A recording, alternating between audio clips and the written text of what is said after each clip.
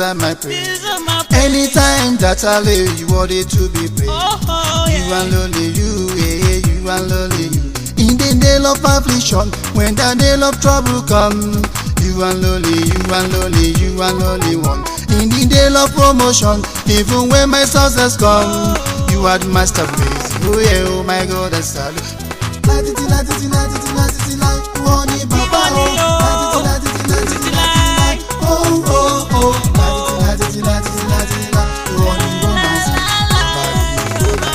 Oh my God, I'm alive, I'm living accordingly. In the day of darkness, you remain my light. I can see, I can feel, I can feel your love. I'll never forget you, God. No matter situation, I'm going higher now.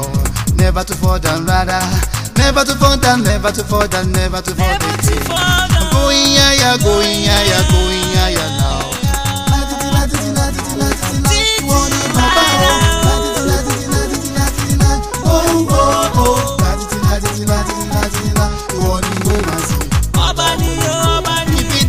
Ti dé Olúwa ni ó máa sìn yó. Ó jẹ́ kó tayọ̀ mí o, gbé mi ga lójú ẹlẹ́kọ̀ọ́. Lójoojúmọ́ ayé o, Ọlọ́run kí n lè máa dúpẹ́. Wọ́n mi ré kú bọ́ọ̀ká. Ẹ ṣàdá ìbò, ẹ ṣàdá ìbàbá mímọ́, ẹ ṣàdá ìbò. Ìwọ ni ó máa sìn yé. Ìwọ ni ó máa sìn yó.